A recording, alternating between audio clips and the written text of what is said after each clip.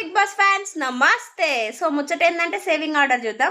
Already Saturday episode లో Kalyan safe అయినారు. So ఈ రోజు అయితే ఫస్ట్ సుమన్ శెట్టి అవుతారు, తర్వాత తనుజ, తర్వాత సంజన గారు, అండ్ ఆ తర్వాత ఆల్రెడీ రాము ఎలిమినేట్ అయిపోయాడు కాబట్టి భరణి అండ్ సాయి శ్రీనివాస్ ఇద్దరు ఎలిమినేషన్ రౌండ్ కి మిగులుతారు.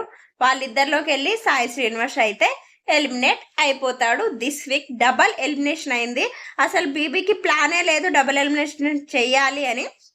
అంటే నెక్స్ట్ వీక్ చాలా మంది అందరూ స్ట్రాంగెస్ట్ ప్లేయర్స్ వచ్చినప్పుడు, చాలా మంది ప్లేయర్స్ ఉన్నప్పుడు చేద్దాం అనుకొని ఉంటారు.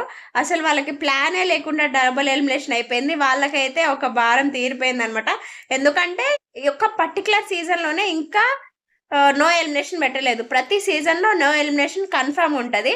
సో ఆ ఒకటి పెడతారు కాబట్టి ఇప్పుడు డబుల్ ఎలిమినేషన్ చేస్తేనే టాప్ 5 వస్తారు, ఆ టాప్ 6 వస్తారు. సో అట్లా అయితే జరిగింది. అనుకోకుండా సెల్ఫ్ ఎలిమినేషన్ అయితే అయిపోయింది.